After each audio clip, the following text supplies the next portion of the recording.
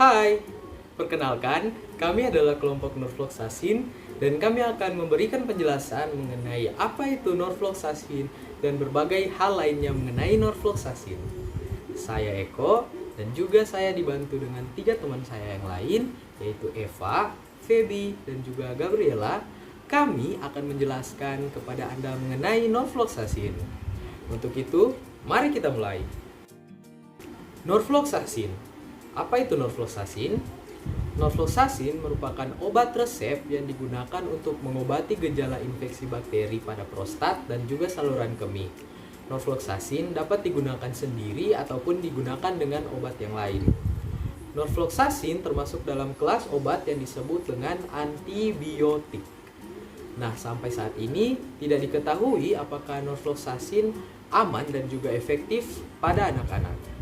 Selanjutnya, berikut adalah beberapa nama dari norfloxacin yang saat ini telah beredar.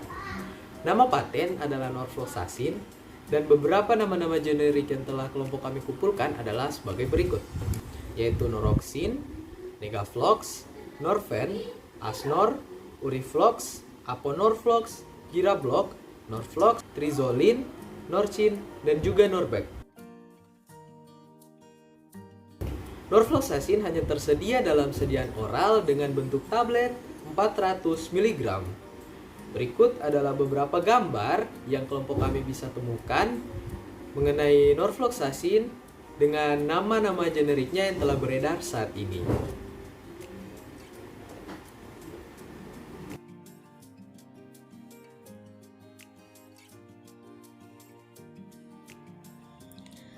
Norfloxacin merupakan salah satu obat yang termasuk dalam golongan obat antibiotik. Obat ini biasa digunakan untuk mengobati infeksi saluran kemih, prostatitis, maupun infeksi menular seperti seksual gonore. Obat ini hanya boleh diberikan jika pasien sedang tidak mengalami terapi pada alternatif terapi lain. Obat norfloxacin diindikasikan untuk mencegah infeksi bakteri aerob gram negatif dan gram positif. Obat ini biasa digunakan untuk pasien yang mengalami infeksi saluran kemih. Kemudian, norfloxacin dikontraindikasikan pada pasien yang memiliki riwayat hipersensitivitas dan juga pada pasien yang mengalami ruptur tendon atau tendinitis akibat penggunaan norfloxacin ataupun obat-obat lainnya. Seperti yang kita ketahui, setiap obat memiliki efek sampingnya masing-masing. Demikian juga dengan obat norfloxacin. Obat ini memiliki efek samping seperti diare, mual, muntah, sakit kepala atau pusing, dan juga sulit tidur.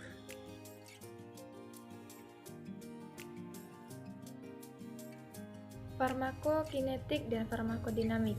Untuk farmakokinetik, norfloxacin diabsorpsi cepat di saluran cerna. Dalam waktu 1-2 jam, dosis telah diabsorpsi sejumlah 30-40%. Lalu didistribusi dengan baik melalui traktus genitourinaria, juga gastrointestinal dan hanya 15% yang terikat pada protein plasma. Kemudian, norfloxacin dimetabolisme di liver, waktu paruh 3-4 jam, dan akhirnya diekskresikan melalui feses dan juga urin. Farmakodinamik. Norfloxacin menghambat enzim topoisomerase 2 atau DNA girase dan topoisomerase 4 yang dimiliki bakteri untuk sintesis DNA.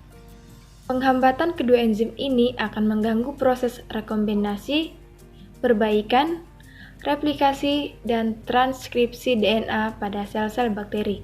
Sebagai hasilnya, pertumbuhan bakteri akan terhambat dan sel-sel bakteri akan mengalami kematian. Sehingga melalui aksinya, norfloxacin disebut juga sebagai agen bakterisid.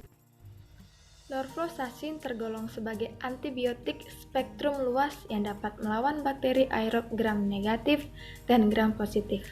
Posisi atom fluorin pada struktur norfloxacin meningkatkan potensi untuk melawan bakteri gram negatif, Sedangkan cincin-piperazine pada posisi 7 memiliki aksi sebagai anti-pseudomonas. Meski begitu, potensi norfloxacin untuk melawan bakteri gram negatif dan positif tersebut lebih rendah jika dibandingkan dengan aksi fluoroquinolone generasi kedua, seperti ciprofloxacin. Hal ini terbukti dengan konsentrasi hambat minimum atau minimum inhibitory concentration norfloxacin yang lebih tinggi 4-8 kali lipat dari konsentrasi hambat minimum ciprofloxacin. Dosis dan cara pemberian obat norfloxacin diberikan secara oral.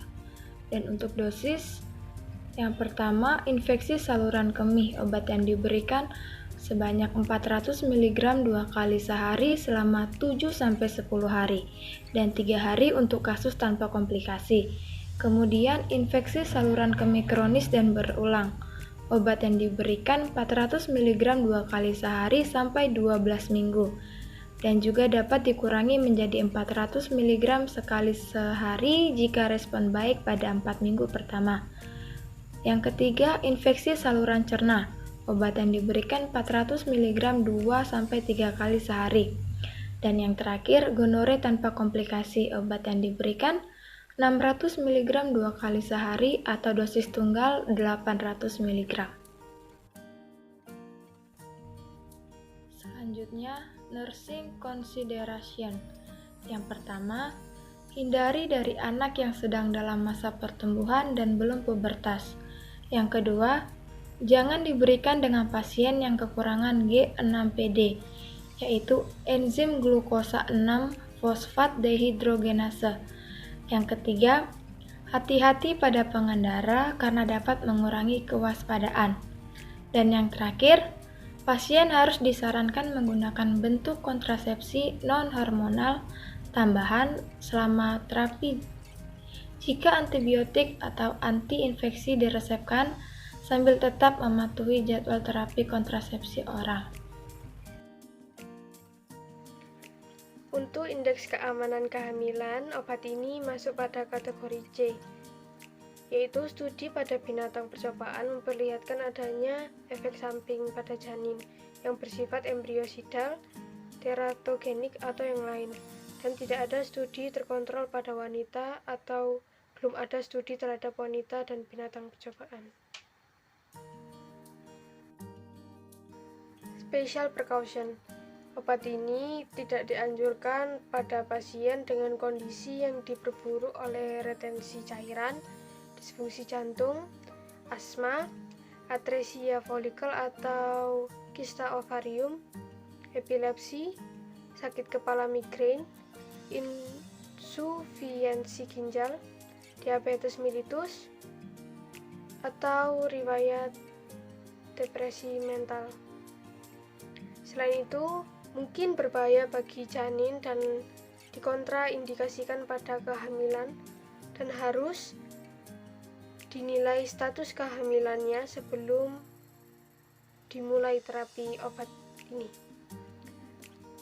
Yang terakhir, keamanan dan keefektifan obat belum ditetapkan pada anak-anak. Untuk lansia tidak terdapat pencegahan khusus.